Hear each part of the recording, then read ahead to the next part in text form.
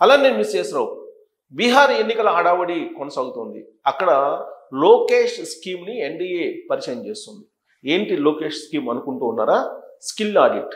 భారతదేశంలో ఎక్కడ లేని విధంగా ఆంధ్రప్రదేశ్లో స్కిల్ ఆడిట్ చేస్తూ ఉన్నారు.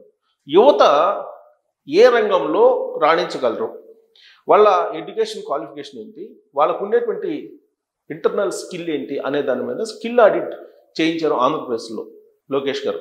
ప్రత్యేకించి మంగళగిరి నియోజకవర్గంలో స్కిల్ ఆడిట్ని అక్కడ తొలుత చేయించడం జరిగింది నమూనాగా. ఆ తర్వాత ఆంధ్రప్రదేశ్ వ్యాప్తంగా స్కిల్ ఆడిట్ చేయడంతో పాటు యువతని విదేశాలకు పంపించడానికి అనుకూలమైనటువంటి పరిస్థితులు ఏమున్నాయి, అలాగే లోకల్గా దేశీయంగా ఉన్నటువంటి కంపెనీల్లో ఎక్కడెక్కడ వీళ్ళని ప్లేస్ చేయొచ్చు అనే దాని మీద జాబ్ మేళాలను నిర్వహిస్తూ ఉన్నారు. సరిగ్గా ఇలాంటి స్కీమ్నే బీహార్లో ఎన్డీఏ మేనిఫెస్టోలో పెట్టింది. 1 కోటి ఉద్యోగాలు ఇస్తానని చెప్పి ప్రకటన చేశారు బీహార్లో ఎన్డీఏ.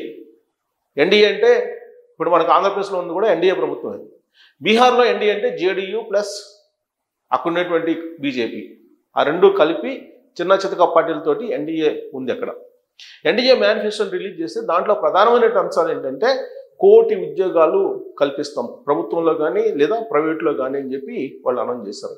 ఆ 1 కోటి ఉద్యోగాలు ఎలా కల్పిస్తారంటే ప్రతి జిల్లాకి ఒక స్కిల్ సెంటర్ని పెడతాము, రాష్ట్రంలో ఒక స్కిల్ సెంటర్ మానిటర్ చేస్తూ ఉంటుంది, స్కిల్ హబ్గా గ్లోబల్ స్కిల్ హబ్గా బీహార్ను మార్చేస్తామని చెప్పి ఒక పెద్ద హామీ మేనిఫెస్టోలో ఇవ్వడం జరిగింది. ఈ ఐడియా ఎక్కడి నుంచి వచ్చింది అని అంటే లోకేష్ గారు ప్రవేశపెట్టినటువంటి స్కిల్ ఆడిట్ నుంచి వచ్చింది. స్కిల్ ఆడిట్ చేసి అక్కడ ఉండేటువంటి యువతకి వాళ్ళ అర్హత తగినట్టు వాళ్ళకు ఉండేటువంటి నైపుణ్యతకు తగిన విధంగా ఉద్యోగాలు ఇప్పిస్తామని చెప్పి అనౌన్స్ చేసింది అక్కడ ఉండేటువంటి ఎన్డీఏ బీహార్లో. ఆంధ్రప్రదేశ్లో నైపుణ్య అనేటువంటి ఒక యాప్ ఉంది. ఆ యాప్లో యువతకు సంబంధించినటువంటి స్కిల్ ఆడిట్ అన్నింటినీ కూడా అక్కడ ఉంచేసి వాళ్ళ స్కిల్స్కి తగిన విధంగా, అంటే వాళ్ళ నైపుణ్యానికి తగిన విధంగా, వాళ్ళ ఎడ్యుకేషన్ క్వాలిఫికేషన్కి తగిన విధంగా వాళ్ళకి ఉద్యోగ కల్పన చేయడానికి జాబ్ మేళాలను పెడుతూ ఉన్నారు. మొత్తం 5 ఏళ్లలో 20 లక్షల ఉద్యోగాలు ఇవ్వడానికి యువకాలం సందర్భంగా లోకేష్ గారు అప్పట్లో ప్రామిస్ చేశారు. అందుకే ఆయన స్కిల్ ఆడిట్ చేసి ఆ దిశగా అడుగులు వేస్తూ ఉన్నారు. ఈ 16 నెలల్లో 5 లక్షల ఉద్యోగాలకు పైగా కల్పించాను అని చెప్పి లోకేష్ గారే చెప్తున్నారు అనేక సందర్భాల్లో. 16 నెలల్లో 16 లక్షల కోట్ల విలువైనటువంటి పెట్టుబడులను ఆంధ్రప్రదేశ్ తీసుకురాగలిగాము, తద్వారా 5 లక్షల ఉద్యోగాలు కల్పించగలిగామని చెప్పి చెప్తున్నారు. ఇప్పుడు ఇదే ఫార్ములాని బీహార్లో అక్కడ ఉండేటువంటి ఎన్డీఏ అనుసరిస్తూ ఉంది. మళ్ళీ ఎన్డీఏ ప్రభుత్వం రావడానికి అక్కడ ప్రయత్నం చేస్తున్నారు. నరేంద్ర మోడీ గారు అక్కడ విస్తృతంగా పర్యటన చేస్తూ ఉన్నారు. అలాగే కేంద్ర మంత్రులు గడ్కరీ గారు, అలాగే అక్కడ ముఖ్యమంత్రి నితీష్ కుమార్ గారు అక్కడ ఎన్నికల మేనిఫెస్టోని తీర్చిదిద్దారు.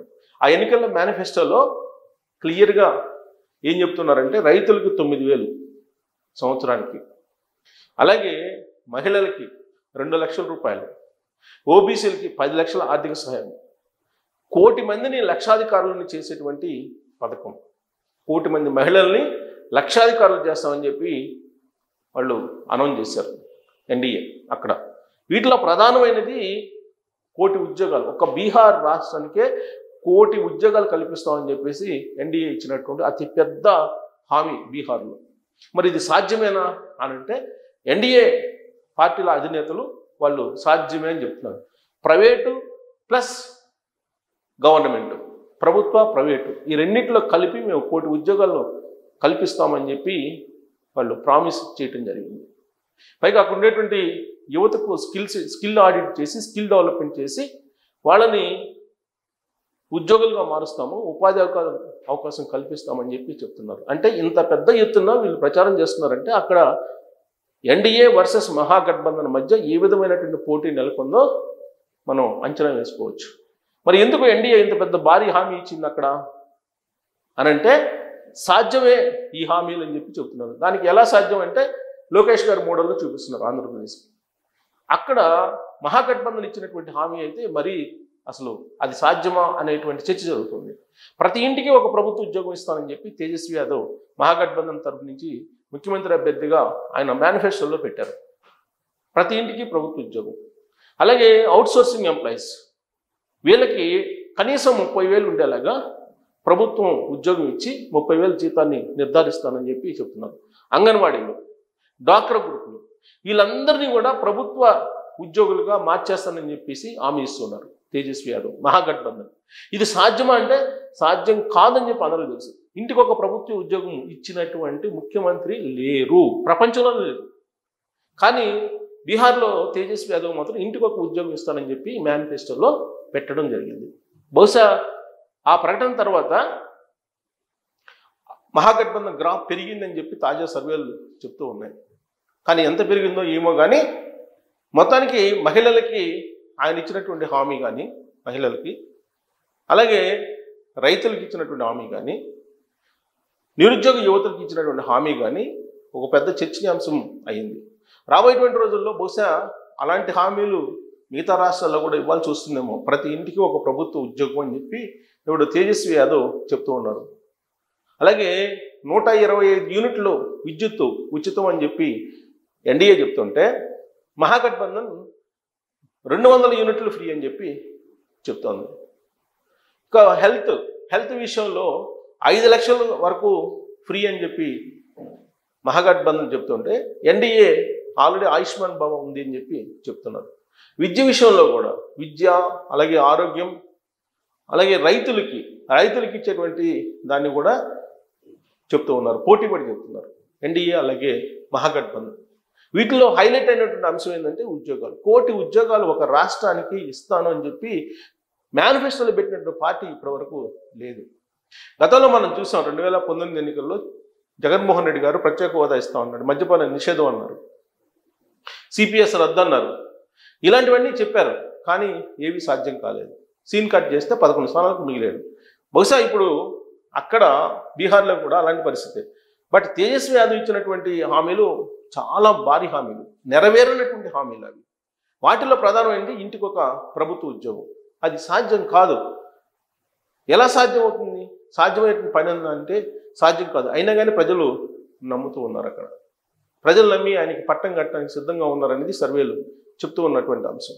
దానికి ధీటుగా 1 కోటి ఉద్యోగాలు ప్రభుత్వ ప్రైవేటు ఉద్యోగాలు ఇస్తాము, దానికి స్కిల్ ఆడిట్ రూపంలో మేము స్కిల్ ఆడిట్ చేసి జిల్లాకు ఒక స్కిల్ సెంటర్ పెట్టి మళ్ళీ రాష్ట్రంలో ఒక స్కిల్ సెంటర్ పెట్టి తద్వారా గ్లోబల్ స్కిల్ క్రియేట్ చేసి మేము చేస్తామని చెప్పి చెప్తున్నారు. అది కొంతవరకు సాధ్యం ఎన్డీఏ చెప్తుంది. బట్ మహాగఠబంధన్ చెప్తుంది సాధ్యం అయ్యే అంశం అంటే సాధ్యం కాదు. అయినప్పటికీ అది ప్రచారం చేస్తున్నారు. బట్ ఇప్పుడు లోకేష్ మోడల్ని చూపిస్తున్నారు బీహార్లో ఎన్డీఏ. ఎందుకంటే ఆంధ్రప్రదేశ్లో ఎన్డీఏ ఆల్రెడీ తొలి 1.5 సంవత్సరంలోనే 5 లక్షల ఉద్యోగాలు క్రియేట్ చేసాం, స్కిల్ ఆడిట్ చేసాం, ఉపాధి అవకాశాలు కల్పించామని చెప్పి డేటా చెప్తున్నారు. ఇటీవల కాలంలో లోకేష్ గారు నరేంద్ర మోడీ గారిని కూడా కలిశారు, కుటుంబ సమేతంగా వెళ్ళి కలిసినటువంటి సందర్భాలు ఉన్నాయి. అలాగే లోకేష్ గారిని 2-3 సార్లు పిలిపించుకున్నారు నరేంద్ర మోడీ గారు. బహుశా ఇలాంటి అంశాల మీద చర్చించి ఉండవచ్చు. వాళ్ళిద్దరి మధ్య వచ్చినటువంటి అంశాల్లో ఇది కూడా ఒకటి అయ్యి ఉండొచ్చు. ఎందుకంటే అక్కడ ఎన్డీఏలో ఇలాంటి హామీ పెట్టారంటే ఖచ్చితంగా లోకేష్ గారి ఫార్ములా అక్కడ ఉండి ఉంటుంది అనేటువంటి ఒక చర్చ అయితే జరుగుతున్నటువంటి క్రమంలో మరి లోకేషే బీహార్లో మోడల్ కాబోతున్నారా మేనిఫెస్టోలో? లోకేష్ మోడల్ను చూసే మేనిఫెస్టోలో అక్కడ ఉన్నటువంటి ఎన్డీఏ 1 కోటి ఉద్యోగాలు ఇస్తామని చెప్పి చెప్తుందా? ఆ మేనిఫెస్టోని చూసిన తర్వాత మీకు ఏమనిపిస్తుంది అనేది కామెంట్ చేయొచ్చు. Thank you.